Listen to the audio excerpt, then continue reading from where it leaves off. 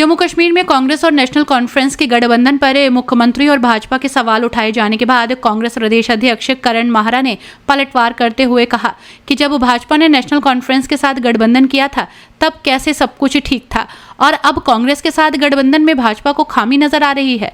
करण माहरा हरिद्वार में आयोजित स्वतंत्रता संग्राम सेनानी उत्तराधिकारी सम्मान समारोह में शिरकत करने पहुंचे थे।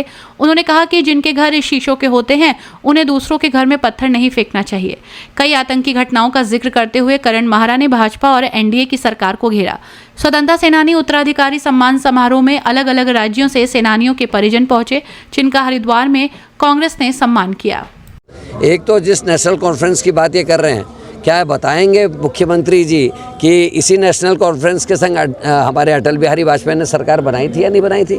तब ये शुद्ध थे या ये वॉशिंग मशीन में थे उस समय, और अभी कांग्रेस गठबंधन कर रही है तो अभी चोर हो गए हैं?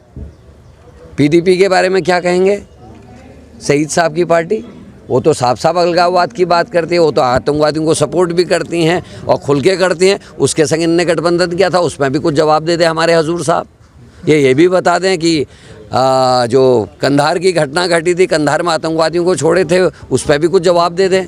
ये भी बता दें कि पुलवामा की घटना किसकी सरकार में घटी थी और जिसकी आज तक जांच नहीं बैठी। मेरा इनसे एक और प्रश्न है, ये भी बता दें कि कारगिल की घटना किसकी सरकार में घटी थी। पहले अपने गिरेबान के अंदर झाँके और जिनके घर पत्थर शीशे के होते हैं उनको दूसरे के घरों में पत्थर नहीं मारना चाहिए। राज्यों से जितनों से आ सकते आ जाए, ताकि एक सामूहिक बात ये चली जाए कि पूरे देश के लोग बड़े तरीके से इसका राष्ट्रीय गठन चाहते हैं। कांग्रेस में पहले ये संगठन था, चुन्नीलाल जी इसके अध्यक्ष थे, शीलवत यादव अध्यक्ष थे, हुड्डा साहब भी इससे जुड़े रहे, तो ये संगठन चलता था। कोई हमारे सेनानी परिवारों की समस्या होती थी, कार्यक्रम होते थे, तो हम उनसे मिलकर अपना दर्द व्यक्त कर लेते।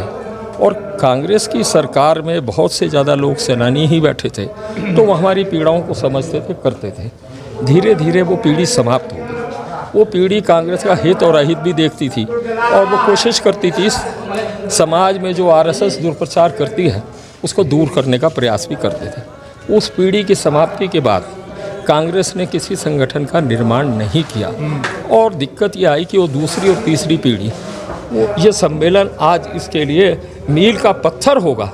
और मेरा मानना है कि गंगा पूरे भारत में जाती है, गंगा सागर में जाती है, समुद्र में जाती है, पूरे भारत में ये संदेश फैलेगा और इस संदेश से देश बचेगा, देश की अखंडता बचेगी और लोकतंत्र बचेगा।